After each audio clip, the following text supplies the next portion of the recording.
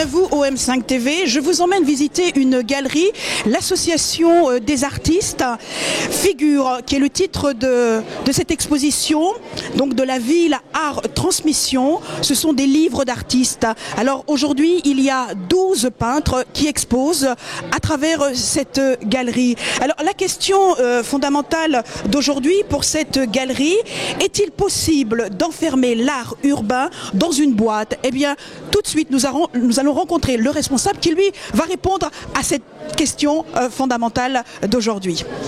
Je suis en compagnie, vous m'avez impressionné, je suis en compagnie du responsable de cette galerie qui a porté à me figure, monsieur Joël Nekfo. Bonjour. Bonjour. Alors, dites-moi, vous avez un nom à consonance africain, hein? Je suis pas tombé loin en fait, je suis né en Afrique du Nord, au Maroc. Voilà, donc c'est ce qui justifie peut-être cette consonance. Alors, la question d'aujourd'hui, donc que j'ai annoncé, est-il possible d'enfermer l'art urbain dans une boîte? Merci de répondre. Alors en fait, c'est un peu le pari qu'on a pris, c'est-à-dire qu'on a réuni 10 artistes urbains qui ont l'habitude de travailler dans la rue, et donc en créant des œuvres éphémères, et on s'est dit si on imaginait un support qui soit à la fois prestigieux et en même temps qui permette d'être périn. Et en fait, on a gardé 10 artistes avec cette pérennité qu'on va retrouver dans ce qui se fait de mieux, c'est-à-dire un livre d'artiste, un livre d'art. Un livre d'art qui a pour titre Figure. Alors Figure, mais c'est quoi? Quel sens vous donnez justement au titre Figure? Ça parle beaucoup. Alors figure, c'est un mot qui est très polysémique en fait, hein. C'est un mot qui va pouvoir porter à la fois la notion de visage, de face, et là c'est aussi toutes les questions qu'on se pose sur ces artistes urbains, à quoi ils ressemblent, beaucoup restent masqués, donc là on dévoile un petit peu d'une certaine façon qui se cache derrière, et puis ensuite c'est aussi leur sujet de représentation, c'est que beaucoup travaillent sur des visages et des figures, donc ça c'est sur le premier sens, et puis on a le deuxième sens, c'est toute la notion de forme géométrique, des figures telles qu'on va les avoir. Oui, quand je dis géométrique, c'est vraiment ça, les carrés, les ronds, qui sont les bases de la création et de la création artistique. C'est un lieu très ouvert, hein. Je pense que c'est quoi? C'est une mansarde. Expliquez-nous un petit peu, c'est un loft, c'est une galerie, Alors, il s'agit bien d'une galerie. C'est une galerie avec en fait une particularité, c'est qu'on essaye de créer des projets avec les artistes plutôt que de faire ce que font beaucoup de mes confrères du dépôt-vente. Nous, on se dit, ce serait bien de pouvoir monter des projets avec eux et les coproduire. Voilà, donc en fait, on est à l'origine des projets, on cherche les artistes qui nous paraissent les plus intéressants pour pouvoir les mener à bien. On les réunit. Et finalement, on leur donne une grosse vision dans un lieu comme celui-ci qui est effectivement magnifique. Oui, effectivement, quand je suis arrivée, j'avais l'impression d'être un peu chez moi. Vous savez, on monte l'étage, ça fait un peu comme une mansarde. Et donc, depuis combien de temps existe ce lieu? Alors, c'est très récent, puisqu'on a ouvert en janvier 2014. Donc, c'est très très peu de temps. On a une difficulté, c'est que autant une fois qu'on est à l'intérieur, c'est magnifique et tout le monde s'y plaît, mais il faut y arriver. Donc, on est un petit peu perdu dans le 13e arrondissement, au 146 boulevard Vincent Auriol. C'est bien entre le métro de Place Italie et National, mais il faut y arriver. Et c'est quand même pas l'endroit où il y a généralement les galeries. Donc c'est vrai que c'est un petit endroit un peu caché, mais on espère qu'on peut y trouver des petits trésors. Voilà. Alors, Joël Nekfo, dites-moi, quels sont tous ces artistes réunis aujourd'hui, présentement pour cette galerie? Est-ce qu'il y a toute nationalité confondue? Alors ça a été très, très large, effectivement. C'était aussi une idée, c'était de montrer en fait la diversité à la fois par leur technique, mais aussi par leurs origines. Et là, on va avoir des artistes, bien évidemment, majoritairement français ou qui travaillent sur le territoire français, mais avec des origines très diverses. Hervé Di Rosa est d'origine portugaise, Gottfried Salzmann est d'origine autrichienne, Guy Dening est anglais. Voilà, bon, et on va retrouver comme ça un certain nombre d'artistes. Et on a même un artiste qui lui est d'origine de Guadeloupe, qui s'appelle Le Valais, qui travaille ici dans le 13e, puisqu'il est installé dans le 13e arrondissement aussi. Et vous allez pouvoir découvrir son travail, beaucoup de facéties, quelqu'un qui a beaucoup d'ironie en fait, beaucoup d'ironie dans ce qu'il fait. C'est un jour de vernissage et l'exposition elle dure jusqu'à quand? Alors c'est une expo qui dure jusqu'au 31 janvier. Donc avec 2015. Nous passons en 2015, ouais, on va passer l'année, hein, parce que figurez-vous que pendant les fêtes de Noël, on va faire une petite pause pour bien mériter, et ensuite on reprend effectivement en fanfare pour terminer 2014 et commencer 2015 de façon optimale. Fin janvier 2015, c'est ça? fin janvier 2015, oui, tout à fait. Vous-même, vous êtes commissaire d'exposition. Est-ce que, mis à part cette première exposition, est-ce que vous en avez fait d'autres au Maroc, puisque vous êtes originaire du Maroc? Non, en fait, c'est une origine très lointaine. J'y suis né, c'est tout. Voilà. Mais en fait, c'est surtout j'ai une approche générale, c'est-à-dire que j'organise les expositions, j'essaye de les mettre en scène, j'essaye effectivement d'animer, de créer tout ce qui va faire finalement que ce projet peut avoir un attrait pour à la fois les artistes, pour les publics et également au-delà, c'est-à-dire qu'on essaye de diffuser le plus largement possible et qu'on amène l'art, et notamment l'art urbain, à l'intérieur des appartements et que ça sorte justement de son support de base pour qu'on puisse se faire plaisir aussi chez soi. Avez-vous invité des personnalités, mais surtout le monde de la peinture, des artistes peintres, et j'en termine là, pour effectivement découvrir cette exposition Figures? Les artistes sont là et ont répondu présent en nombre. Je viens de voir arriver donc un certain nombre de personnes qui font partie du projet Figures, et nous avons là 8 des 10 artistes qui sont présents ce soir.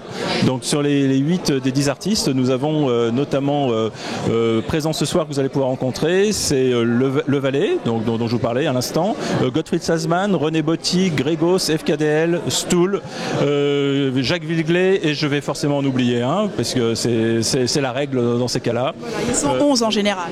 Non, voilà, c'est ça. Non, merci infiniment. Je vous en prie, très bonne soirée, merci bien. Très bien. Donc on va continuer notre visite. Je remercie infiniment le directeur de l'exposition, commissaire de l'exposition, Joël Nakfo, et nous allons rencontrer effectivement un peintre dont il nous a parlé longuement, qui est Le Valais, d'origine des Antilles, mais de la Guadeloupe. Venez. Oui, j'aime bien l'art et j'aime bien les 2-3 artistes qui sont là, enfin Salzmann essentiellement, et puis j'aime bien Grégos aussi, un petit peu ce qu'il fait, son personnage qu'on retrouve partout. Quoi, la forme, l'écriture en elle-même, leur philosophie? Non, l'originalité de l'œuvre, quoi. C'est ce personnage qui décline, qui est son visage, qui décline sous différentes formes. Voilà, c'est ça qui est sympa. Le thème, c'est figure. Donc figure, c'est vraiment très large, et en même temps, ça regroupe pas mal de transversalité dans différentes cultures. Ouais, ce que vous me dites là ne me parle pas forcément. Moi, je suis juste sensible à la qualité du dessin, de l'image. Je sais pas, Guy Donning, son Centaure, par exemple. Bon, c'est un magnifique dessinateur, et donc j'aime beaucoup. C'est le Centaure qui est là-bas, là derrière moi. On travaille beaucoup sur les lignes, en quelque sorte, et sur les couleurs, notamment. Oui, moi je suis... Vous connaissez du monde ici? Je vois que vous parliez avec pas mal de gens tout à l'heure. Oui, je connais Georges Toz qui était là, et puis évidemment le propriétaire de la galerie, Joël Knafo, et son épouse, qui sont des amis de longue date, voilà. Et vous-même, vous êtes dans le milieu artistique, vous êtes peintre, sculpteur? Non, j'apprécie l'art, mais je fais tout autre chose. Que faites-vous? Je suis curieuse. Je m'occupe d'hébergement de personnes âgées. Ah ben voilà, c'est parfait, très bien. Merci beaucoup. Au revoir. Stool, bonjour. Bonjour. Alors, pour vous, c'est une première, cette exposition. Alors, le thème, c'est figure. Donc, je vois derrière vous une très jolie figure, notamment. De comment vous vous êtes inspiré pour travailler justement sur ce thème? C'est un thème récurrent déjà dans mon travail. Je fais des personnages féminins, donc la figure, s'était imposée à moi sans réfléchir. Alors vous travaillez à partir de dessins, de graphismes. Comment travaillez-vous déjà une figurine ou un portrait de figure? Je fais un dessin, un croquis. Et là, en ce moment, mon inspiration vient de l'origami. Donc, mes personnages sont habillés et coiffés de formes géométriques triangulaires, abstraites, qui tirent donc leur origine des dessins techniques pour réaliser des origamis. Ah oui, alors expliquez-nous un petit peu ce travail. C'est quoi? C'est numérique? C'est en 3D? C'est un logiciel qui vous permet de faire ce type de travail? Non, c'est tout est fait à la main. Voilà, donc je regarde comment on fait... je cherche des planches de dessin technique d'origami sur Internet, et de là, je laisse un peu en écriture automatique mon crayon partir sur la feuille. Alors, ce sont des effets qui peuvent donner des effets assez, je dirais, explosifs. Ça explose ou non? Ça peut C'est pétillant, Oui, c'est vibrant. Vous avez tous les mots, donc voilà, tout à fait, c'est ça. Et ce qui est bien, c'est que ça laisse courir l'imagination de chacun. On peut voir différentes formes dans ces formes-là, qui est propre à chacun. Ça me fait rappeler un peu aux BD. Les BD, vous savez, les bandes dessinées. Ah oui, bah comme il y a un personnage et au niveau de la stylisation, j'ai été inspirée à la base par mes lectures de manga.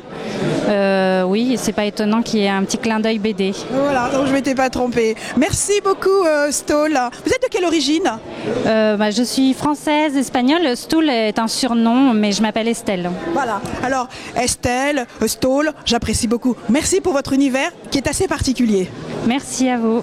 Donc, comme vous pouvez le constater, beaucoup de monde ont répondu présent pour l'exposition Figures. 10 artistes contemporains urbains de renom réunis le temps d'un collectif inédit composent avec Figures un ouvrage d'art qui s'inscrit dans la pure tradition du livre bibliographile.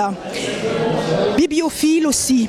Alors ce coffret unique où se côtoient pionniers et nouvelles générations démontre que l'art urbain peut investir et réinventer un médium traditionnel du livre bibliophile. Charles Levalet, salut. Salut. Mais dis-moi, quelles sont tes origines? Eh bien, je suis originaire de la Guadeloupe. Voilà, j'ai grandi là-bas jusqu'à mon bac, entre Petit-Bourg et Capesterre. Alors bien sûr, vous parlez le créole. Mais bien sûr. Alors pas au fait. Eh ben bien. Aujourd'hui, vous allez nous parler un petit peu de votre travail sur le thème figure. Comment vous avez juxtaposé justement cet événement, enfin ce titre-là, ce thème, plus ou moins, avec les formes, les lignes et le graphisme, les angles. Pour ce travail, donc j'ai travaillé sur des personnages qui sont confrontés un petit peu à leur monde intérieur et qui sont comme ça séparés chacun sur un arbre en lévitation. Donc là, on est devant un exemplaire qui n'est pas celui du livre, mais celui du livre est proche. Lévitation sont des personnages qui sont dans votre imaginaire, dans l'illusion aussi, ou des personnages qui existent? Parce qu'en lévitation, il faut quand même être un petit peu endormi, hypnotisé, je dirais. C'est-à-dire qu'ils sont... je ne cherche pas à faire de l'image réaliste ou concrète. Là, c'est beaucoup plus au sens symbolique qu'il faut voir cette lévitation. Et surtout, c'est cet isolement où chacun est sur son même arbre qui pousse à son rythme, mais dans un rythme et dans un espace différent. L'espace, pour vous, la nature est importante. Donc rapprocher l'être humain, rapprocher vos personnages, votre travail personnel vers la nature. C'est aussi un message que vous dites à travers toutes ces œuvres? Alors j'ai pas tellement l'habitude de travailler avec les thématiques de la nature, étant un artiste qui bosse principalement dans la ville. J'exploite plus les ressources architecturales, l'espace urbain, mais disons que la nature permet d'introduire des éléments architecturaux mais qui sont en même temps vivants. Voilà. Et le travail est en couleur ou c'est uniquement du noir et blanc? Alors pour cette édition du livre, il y a donc une couleur mais qui vient juste en fond. Moi mon travail de dessin il est principalement à langue de Chine, donc quasiment toujours en noir et blanc. Ce thème a été recherché, figure, parce que bon, figure, ça peut être très universel, ça peut parler, ça parle à beaucoup de gens, mais vous avez fait un brassage culturel dans votre travail, figure? Dans quel sens? C'est allier par exemple les figures de l'Afrique, de Dahomey sur un plan historique, par exemple vous êtes des Antilles, les figures de nos ancêtres, les personnes âgées, votre grand-mère par exemple, avec tous ces plis, un travail de plis, de vieillesse qui rappelle un petit peu une époque, un temps, une histoire. La thématique figure, je pense c'est un terme très générique qui est là aussi pour rassembler tous les artistes autour d'une chose, c'est que c'est tous des artistes figuratifs et c'est aussi un rassemblement dans une certaine histoire qui lie donc des artistes qui viennent de la figuration narrative, donc des années 60, jusqu'à des artistes qui utilisent la figuration aujourd'hui comme dans les arts urbains. mais la thématique de figure, je pense, est plus un lien entre les œuvres et n'a pas forcément servi de tremplin à mon travail. Merci, on vous retrouve. Donc l'exposition continue jusqu'à janvier de 2015. Entre-temps, vous faites autre chose ou vous êtes à fond dans la peinture, dans la sculpture J'ai une pratique artistique régulière. J'ai plusieurs expositions qui viennent, notamment le 27 novembre à la galerie Géraldine Sbero, et des événements, que ce soit en France ou à l'international. Et en dehors de ça, je suis prof d'art plastique en Seine-Saint-Denis. Voilà. Donc c'est un autre travail, ça. C'est un autre travail, effectivement. Merci beaucoup, merci de cet entretien, Charles Levalet. On va se retrouver, je pense, pour une autre exposition. Mais déjà, vos impressions pour cette première par rapport à ce public qui sont demandeurs, qui viennent découvrir aussi l'art contemporain, l'art urbain, si on peut exprimer comme ceci. Alors, ça fait à peu près 5 minutes que je suis là, mais ça a l'air en tout cas de bien marcher. Il y a du monde et l'exposition a l'air très chouette. Donc, je vais y jeter un œil. Voilà. Et le lieu en lui-même, c'est plaisant aussi pour exposer dans un lieu ouvert. Oui, et puis c'est rare à Paris de pouvoir avoir un espace comme ça sous les toits qui nous donne de la lumière, qui nous donne de l'espace. Voilà. C'est très agréable. Alors c'est le vieux Paris ou le nouveau Paris? Alors là, c'est le nouveau vieux Paris, quoi. C'est un peu des deux, quoi. Très bien. Merci. Je suis à la galerie Joël Nakfo. Notre émission se termine. Donc vous avez pu voir 11 artistes qui nous ont présenté leurs œuvres sous le thème figure. Et bien sûr, un livre est en publication, est en édition, qui s'appelle Le Livre des Artistes.